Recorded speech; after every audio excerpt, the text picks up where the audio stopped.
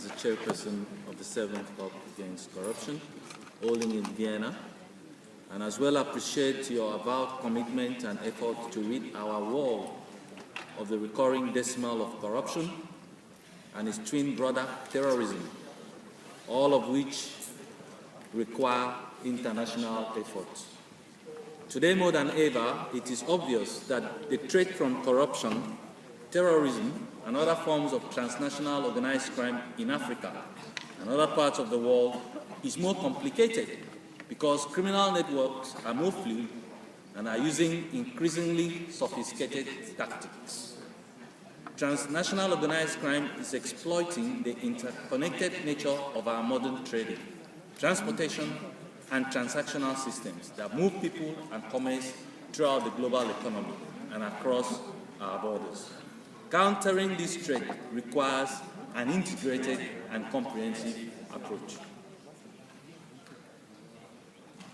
This speech therefore sets out with the mandate to raise awareness about the reality that Africa, and indeed the international security, the international community faces if we don't act collectively to deprive these transnational organized criminal networks the means and infrastructure and shrink the threat that they pose to our collective security and well-being. As Nigerian and African youths who appreciate the onerous task ahead of our government and the vigorous effort that is being deployed to combat corruption, we wish to encourage our country and continent's international partners and allies to echo this commitment that our countries are making by joining forces with us to return all stolen funds kept in your account. What do we mean by transnational organized crime?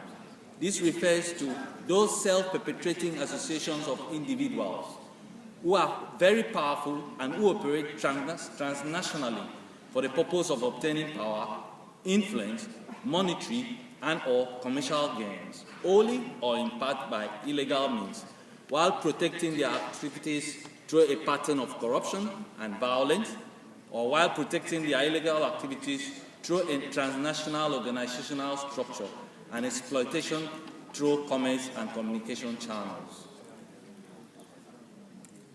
We must act together to combat illicit financial flows. We therefore call on the United Nations Office on Drugs and Crime to allow for more civil society to be engaged in this fight.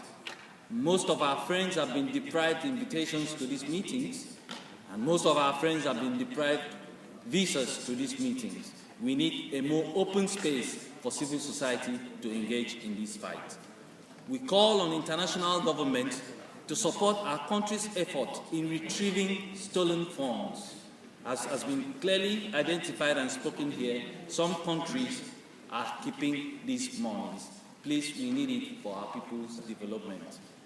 We call for respect to the sanctity and lives of civil society actors who are at the forefront of this fight.